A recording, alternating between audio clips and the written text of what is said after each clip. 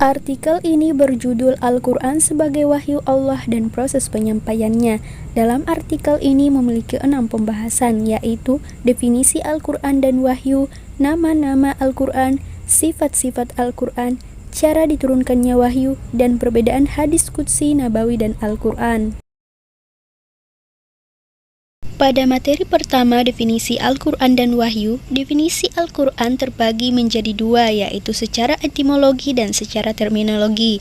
Secara etimologi, Quran berasal dari kata qara'ah. Kata qara'ah dapat diartikan mengumpulkan atau menghimpun. Secara terminologi, Al-Quran ialah kalam yang menjadi mukjizat yang diturunkan kepada Nabi Muhammad SAW dengan lafaz dan maknanya dengan perantaraan malaikat Jibril yang ditulis dalam mushaf yang disampaikan secara mutawatir mulai dengan Quran surah Al-Fatihah dan diakhiri dengan Quran surah An-Nas. Untuk definisi wahyu terbagi menjadi dua, yaitu menurut Hasan Zaini dan Radiyatul Hasanah dan menurut Yunahas Ilyas.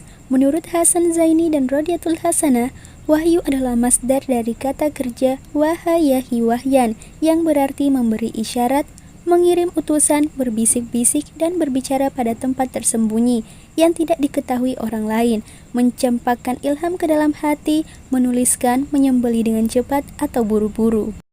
Sedangkan menurut Yunahas Ilyas bahwa al-wahyu adalah bentuk masdar dari aunhayahi wahyan dengan dua pengertian pokok, yaitu al-kafa yang artinya tersembunyi dan as-sur'a yang artinya cepat.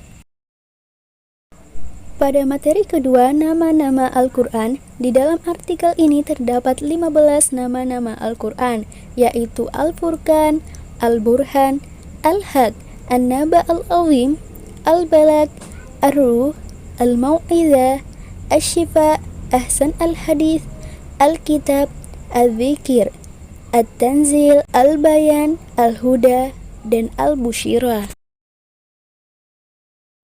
Pada pembahasan ketiga, sifat-sifat Al-Quran, di dalam artikel ini terdapat 6 sifat-sifat Al-Quran, yaitu Al-Hakim, Al-Aziz, Al-Karim, Al-Majid, An-Nur, dan Ar-Rahmat. Pada pembahasan keempat, cara wahyu Allah diturunkan, di dalam artikel ini menjelaskan dua cara wahyu Allah diturunkan, yaitu cara wahyu diturunkan kepada malaikat dan cara wahyu diturunkan kepada para rasul.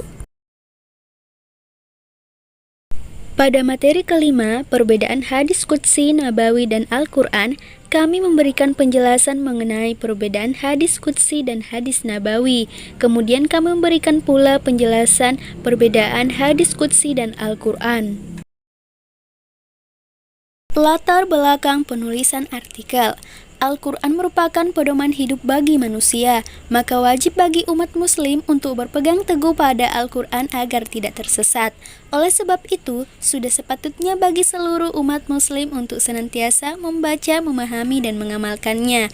Maka dalam artikel ini, yang kami beri judul Al-Quran sebagai Wahyu Allah dan Proses Penyampaiannya, kami menyajikan pembahasan mengenai definisi Al-Quran, nama-nama Al-Quran, sifat-sifat Al-Quran, perbedaan hadis qudsi, nabawi, dan Al-Quran, serta kami juga menjelaskan definisi wahyu dan cara penyampaiannya.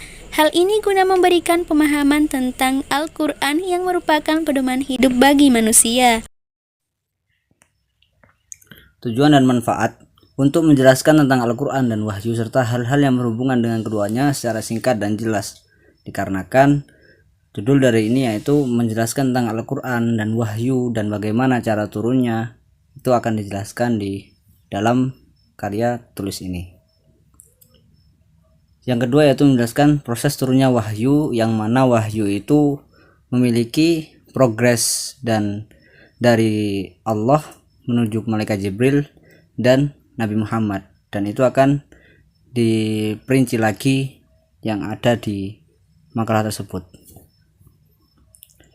Yang ketiga itu menjelaskan perbedaan antara Quran, hadis qudsi, dan nabawi, yang mana hal ini sangat banyak salah paham tentang hal ini, yaitu Al-Quran yaitu kalam Allah dan diksi itu dimiliki oleh Allah, sedangkan hadis qudsi dari makna dari Allah dan diksi dari Nabi Muhammad, sedangkan hadis nabawi yaitu full dimiliki Nabi Muhammad.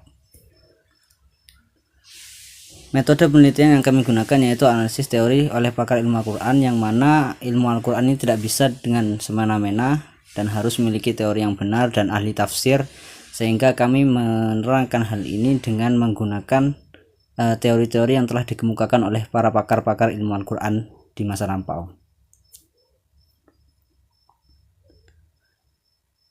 Kesimpulan dari hal ini yaitu Al-Quran adalah kalam Allah yang diturunkan kepada Nabi Muhammad melalui perantara malaikat Jibril untuk menjadi pedoman bagi umat Islam, hukum syariat, dan bagaimana tata cara kita hidup telah diatur di dalam Al-Quran tersebut. Al-Quran juga memiliki nama-nama yang disesuaikan dengan fungsi yang dimiliki Al-Quran dalam kehidupan kita sebagai umat Nabi Muhammad, yang mana nama-nama itu dinisbatkan dikarenakan fungsi-fungsi dan kegunaan yang ada dalam Al-Quran tersebut. Yang terakhir, begitupun dengan dalam cara wahyu Allah turun kepada malaikat dan para rasul yang beragam. Tapi dalam hal ini, dalam bagaimana Allah menyampaikan kepada malaikat Jibril itu tidak bisa dijelaskan dikarenakan itu berada di luar logika kita dan tidak mampu diolah oleh otak kita masing-masing. Hadis qudsi dan hadis nabawi sama seperti yang dijelaskan tadi, yaitu redaksi dari hadis qudsi itu dipilih oleh Nabi, tetapi maknanya itu dari Allah, sedangkan hadis nabawi itu maknanya dari hadis nabawi itu maknanya dari Nabi, begitupun juga dengan diksinya yang dipilih sendiri oleh Nabi Muhammad SAW.